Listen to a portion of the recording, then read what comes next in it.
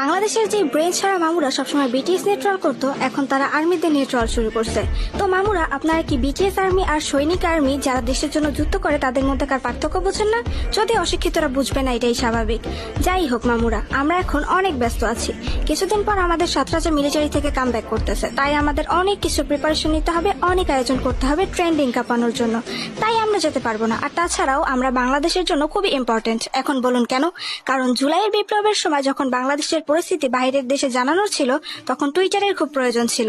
তখন আপনারা বলছিলেন বাংলাদেশে টুইটার ইউজার নাই বললেই চলে, হাতে গোনা কয়েকজন ছাড়া কেউই টুইটার ইউজ করে না। তখন আমাদেরই একজন আর্মি বলছিল বাংলাদেশে বিটিএস আর্মি এবং কেপপ ফ্যানরা প্রায় সবাই টুইটার ইউজ করে, তাই এখন আমরা চেষ্টা করব। এবং তার পরপরই বাংলাদেশ টুইটারে ট্রেন্ডিং এ ছিল। সো বুঝতে পারছেন বাংলাদেশের আমাদেরকে খুবই প্রয়োজন। কিন্তু আপনারা তো বাবা মার অন্ন ধ্বংস আর বিটিএস আর্মিদের পেছনে লাগা ছাড়া কিছুই করছেন না, শুধু শুধু বাংলাদেশের জনসংখ্যা বৃদ্ধি করছেন। তো আপনারাই চলে যান। এমনিতেও আপনারা দেশের কোনো কাজে তো লাগছেন না, অন্তত এই সুবাদে কারো না কারো কাজে তো আসবেন। ধন্যবাদ।